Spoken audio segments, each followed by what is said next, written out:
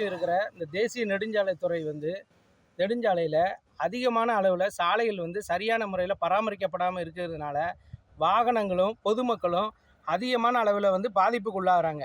நீங்கள் எடுத்துக்கிட்டீங்கன்னு வச்சுக்கோங்க, தூத்துக்குடி டோல்கேட்லேருந்து நீங்கள் முத்தலாவரம் பாலம் வரைக்கும் பார்த்தீங்கன்னா அந்த பாலத்திலே வந்து சரியான சாலை வசதி இல்லை. அந்த இடத்துல பார்த்தீங்கன்னா இது வந்து மழை காலம், இப்போ குண்டும் குழியுமா இருக்குது. கீழே அந்த பாலத்துக்கு கீழே பார்த்தீங்கன்னா சிமெண்ட் பூச்சி ஒன்றும் கூட இல்லை. எல்லாமே இந்த மழையினால் வந்து அரிச்சு போய் இருக்குது.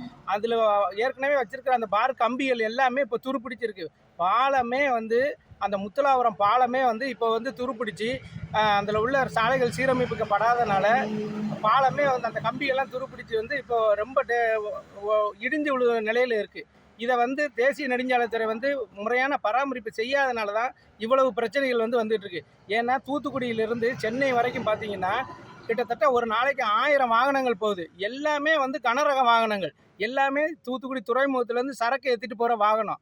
இந்த மாதிரி இந்த ரோடு இருக்கிறதுனால சரியான சாலை பராமரிப்பு வசதி இல்லாதனால என்ன ஆகுது அப்படின்னா அதிகமான விபத்துகளும் நடக்குது. குண்டும் குழியுமான ரோடெல்லாம் வச்சுக்கிட்டு எப்படி மக்கள் வந்து சரியான முறையில் பயணிக்க முடியும்?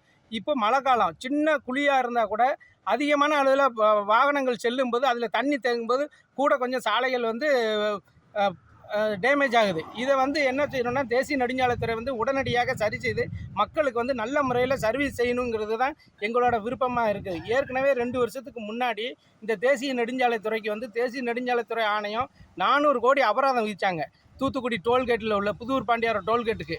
ஆனால் இன்ன வரைக்கும் அவங்க வந்து திருந்தவே இல்லை. ஏன் அப்படின்னா சரியான சாலை வசதி இல்லாதனால பராமரிப்பு இல்லாதனால அதிகமான விபத்துகளும் நடக்குது.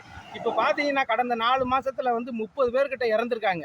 சாலையை கடக்கிறதுலேருந்து சாலை வசதி சரியில்லாமல் இருக்கிறதுனால வாகனங்கள் அடிக்கடி விபத்தாகி இடையில நிற்கிறப்ப சாலைகள் நல்லா இருந்தால் வாகன விபத்து இல்லாமல் போகும்.